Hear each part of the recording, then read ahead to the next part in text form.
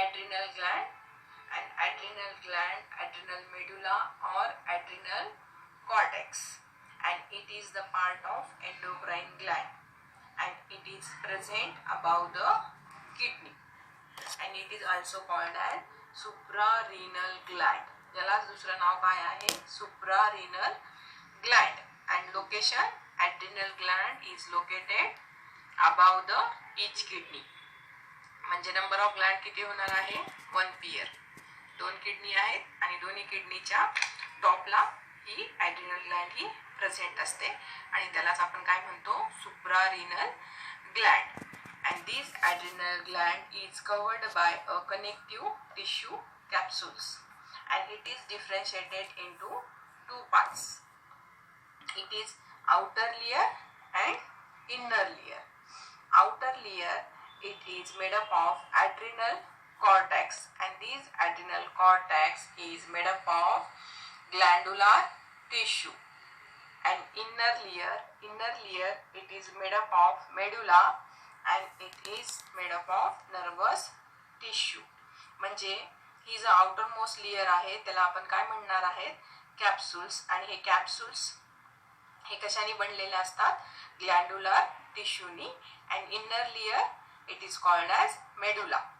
Inner लेयरला आपण medulla म्हणणार आहेत, and it is made up of nervous system, and that's why they are called as adrenal cortex or adrenal medulla. म्हणजे adrenal ग्लँडला बऱ्याचदा adrenal gland आणि adrenal tissue म्हणतात. कारण ते काय आहे? इनर अँड आउटर लेयर्स आहेत. आणि हे इनर अँड आउटर लेयर्स हे काय करतात? वेगवेगळे हार्मोन सिक्रेट करतात आणि त्याला मेंटेन करून ठेवायचं काम हे करतात. Gland, adrenal gland is divided into 3 layers: zona glomerulosa, zona fasciculata, and zona reticularis. And these layers secreted different hormones. हे जे वेगवेगळे लेयर्स आहेत हे काय करतात? वेगवेगळे हार्मोन सिक्रेट करतात. So first layer zona glomerulosa, it is made up of mineral corticoids. हे हार्मोन्स कुठलं हार्मोन सिक्रेट करतं? Cortex is divided into 3 layers: zona glomerulosa, zona fasciculata, zona reticularis. These 3 layers divided adrenal cortex, and these 3 layers release different hormones.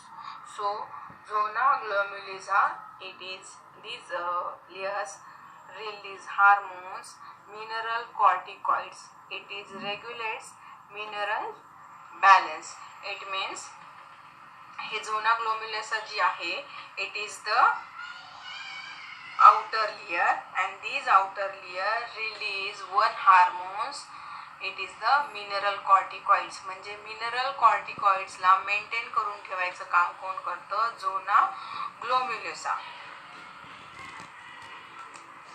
Mineral corticoids मिनरलला maintain करते. Coids म्हणजे cortex मधून ही काय होते? Release होते corticoids.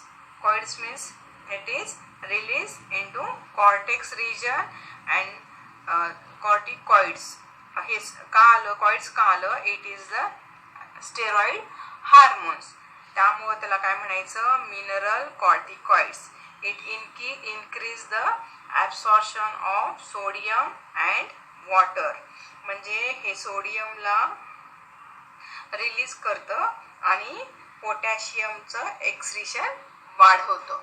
आणि mineral corticoids म्हणजे मिनरलला balance करून ठेवायचं काम कोणाचं आहे? It is the outer most layer zona glomerulosa.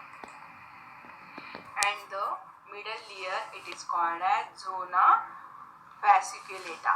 And zona fasciculata, it is the hormones release, it is the glucocorticoids. It regulates glucose metabolism. आता ग्लुकोकॉर्टिकॉइड्स, ग्लुकोज ला रिलीज करायचं काम कुणाचं आहे? झोना फॅसिक्युलेटाचं. ग्लुकोज कॉर्टिक आलं कारण हे कॉर्टेक्स मधून रिलीज होणार आहे. And coids it means again steroid hormones, त्यामुळे त्याला काय म्हणायचं, glucocorticoids. And it is the hyperglycemic. Hyperglycemic means blood sugar लेवलला काय करायचं, इन्क्रीज करायचं. हे का करतात, कारण फॅट आणि प्रोटीनला ब्रेकडाऊन करतात आणि ग्लुकोज लेवल ही काय करतात, इन्क्रीज करतात. And third layer, it is the zona reticularis, and the zona reticularis release the androgen hormones. It stimulate dehydration or androgen. It is the sex hormones. It is the male sex hormones and female sex hormones. Androgen हे किती प्रकारचा आहे, 2 टाइप्सचा आहे. It is the male sex hormones, it is called as androgen, and female sex hormones, it is called as estrogen. And these androgen, it is released bulk amount मध्ये हे काय होतं, release होतं. and estrogen, it is released the some amount, म्हणजे थोड्या amount मध्ये हे release होतं. पण androgen हे काय आहे, बल्क अमाउंट मध्ये रिलीज होतं. आणि हे जे लास्ट लेयर दिसायली हे काय आहे, adrenal medulla. And adrenal medulla, it is release stress hormones, and it is stress related hormones. त्यालाच आपण काय म्हणतो, stress hormones. Thank you. Normal functions of adrenal gland, it is the Addison syndromes. It is in Addison disease, the adrenal gland are underactive, resulting in a deficiency of adrenal hormones, and it causes a adrenal hormones. And disease of the adrenal gland, Cushing syndromes. In Cushing syndromes, the level of corticosteroids in excessive. Corticosteroid hormones चं प्रमाण जर जास्त झालं तर usually from the over production by the adrenal gland. Adrenal gland पासून जर corticosteroid hormones ही जास्त प्रमाणात इन्क्रीज झाली किंवा जास्त प्रमाणामध्ये जर त्याचं हायपर सिक्रेशन झालं तर हा कुशन सिंड्रोम्स हा होत असतो.